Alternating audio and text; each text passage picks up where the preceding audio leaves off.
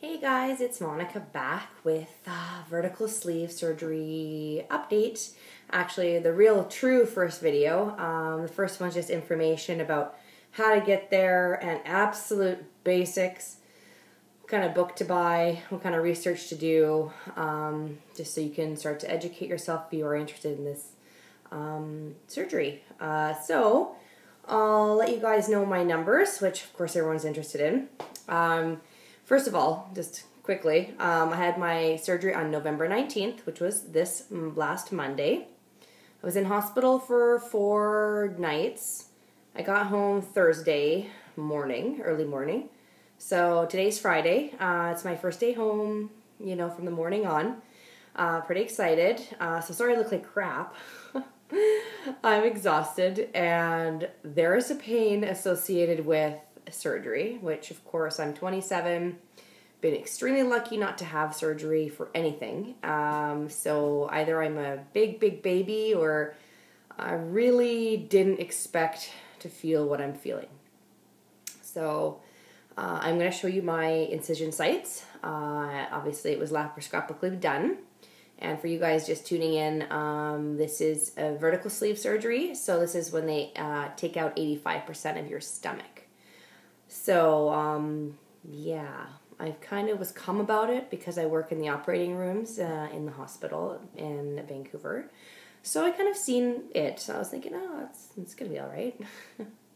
And they kept saying, it's a major surgery. And it didn't click until I woke up like, oh my God. So I had Dr. Sampath. He was kind of a cutthroat kind of guy, real no bullshit, which was good. Being handheld in this is really not going to prepare you for what it is when they shoot you out of the hospital, which they want to, as quick as possible, send you home. So anyway, I started at 256 pounds pre-op. When I first started this process, I was 243 pounds. I guess in the process, got a new job, gained 10 pounds, stressed, didn't move my butt anymore. So my pre-op diet, after you go through the program, there's a dietitian involved. If you don't have a dietitian and you are going to go pay somewhere to have it, I advise you very, very, very I hope that you would pay the money to go see a dietitian, because it's not a joke when you can't eat and certain things that aggravate you. It's very dangerous. You don't want to end up in the hospital. So I put the money towards that. This is kind of not the time to be cheap, because this is about your health now, and not ending up back in hospital and not getting sick and healing quickly, especially if you don't have the luxury of being off work and having it paid to be off work. So anyway, 2 weeks post-op, I weighed in at 256.6 pounds. My pre-op diet was this. I will put it as close as I can. I hope you guys can see that. Essentially, I had to eat this mixture of these things every day. So glucerna, egg whites, cottage cheese, a yogo, which is a yogurt, bran buds, that's what buds mean, cherry tomatoes, cauliflower, baby carrots, peppers, a fruit cup, broth. So basically making soup, chicken breast, apple, lentils, which I put in my soup, celery, zucchini, mushrooms, and a few crackers. What they're really concerned about actually is the carbohydrate content, that you're under 130 grams per day, because you're shrinking your liver, because you have so many internal organs around what they're going to be maneuvering. It has to be shrunk. If they get in there and it's too enlarged, they won't do your surgery. So some people have old school kind of like liquid diet. This worked. I was very fortunate to have such a great dietitian who worked with the things that I ate to calculate, and because I love to cook, and you guys all know that I like to play with food, I of course pick things that I can manipulate. So egg whites, I could have omelets on the weekend, I could have egg whites, I had those cauliflower latke things I make, those cauliflower pancakes that I love. I ate those for 14 days with chicken, just no problem. I didn't feel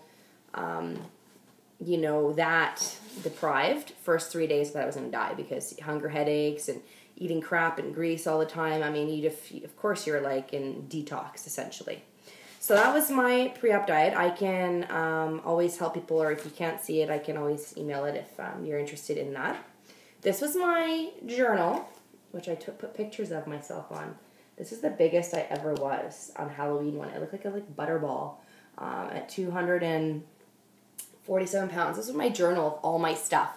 This is your Bible that you carry around everywhere with you, and the surgeon, psychiatrist, dietitian, everybody wants to see it. So if you're not carrying this, big no-no. So what's inside is a lot of information from the dietitian, and of course diet sheets. And you can print any of these off online, whichever ones work for you, whichever ones you prefer. I liked a whole bunch of different ones because I just got bored. So here's, one example, different things, and here's another one. And of course the dietitian gives you some too, so it's not like you have to go searching. This is the one I generally use from the dietitian, just because it has the carbohydrates and everything calculated, and everything. And you know what I put it in? I put it on my plate from Livestrong on my iPhone. Went online, put on all the numbers, so I don't have to calculate anything every day. And if you're eating almost the same thing every day, it's kind of idiot-proof. So that's that. I still continue to this day, and will always continue, with my personal journal. This is where Robert and I have photographs every 2 weeks. Our body measurements, everything is in here. So pictures, measurements, and everything. Another thing I found really handy dandy to buy was, got this at the dollar store, Dollarama.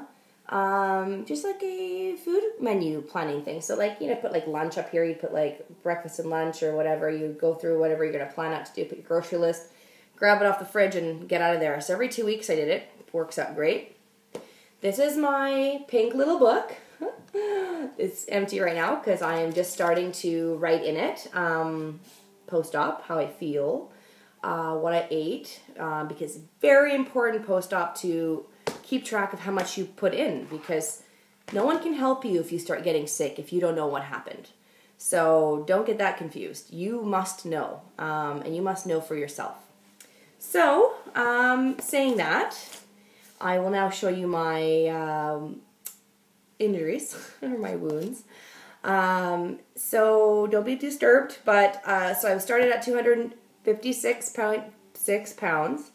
Yesterday I weighed in at 237.4, so that's almost 20 pounds in 3 weeks. I lost 15 pounds pre-op, so 5 pounds being in the hospital because you're not eating. So here we go. Okay, so I'm a little bit, how I'm moving. Okay, so here we go.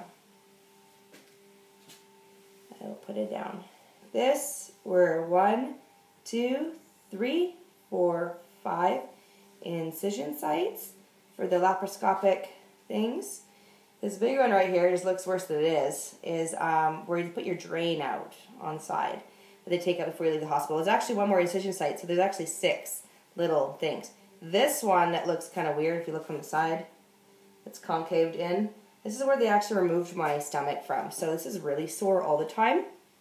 I have sutures and steri strips. Some people do staples, but I requested sutures for scarring and things. So it kind of looks like my stomach's pretty big, but it's gone down by I can't explain to you, just not attractive looking at it this way. So anyways, so 237.4 right now. And what I'm going to do now, I'm going to start a new video on all my essentials that you absolutely should have in your house all the time. And before surgery, be prepared. So anyway, it's more of a fun video instead of looking at me. So hope I help, and see you in a few minutes. Okay, bye.